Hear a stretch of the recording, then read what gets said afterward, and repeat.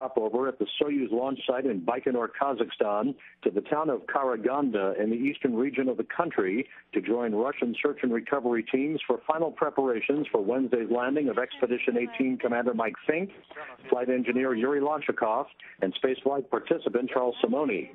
Officials for Rosaeronavigatsy, the Russian agency in charge of landing and recovery operations, arrived in Karaganda Friday, completing their work for the deployment of Mi-8 helicopters, fixed-wing reconnaissance aircraft, and all-terrain vehicles to a remote location southwest of Karaganda and to the northeast of the Kazakh town of Zhezkazgan, where the Soyuz is expected to touch down at 2:15 a.m. Central Time Wednesday, 1:15 p.m. local time at the landing site.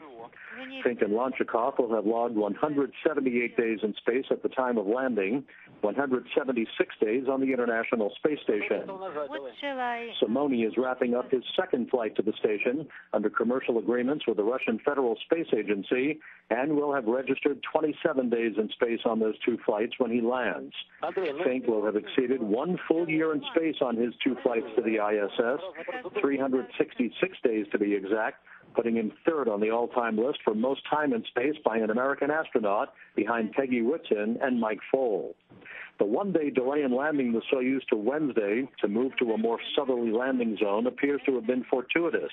The weather warmed over the weekend into the high 50s under crystal clear skies, while the usual landing site for Soyuz vehicles northeast of the village of Arkalyk remains wet and unusable for the recovery helicopters.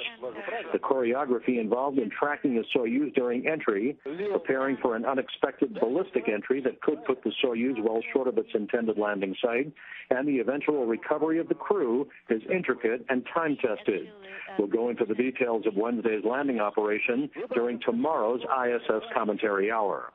For now, that's it from the Soyuz landing and recovery staging site in Karaganda, Kazakhstan. Back to you at Mission Control in Houston.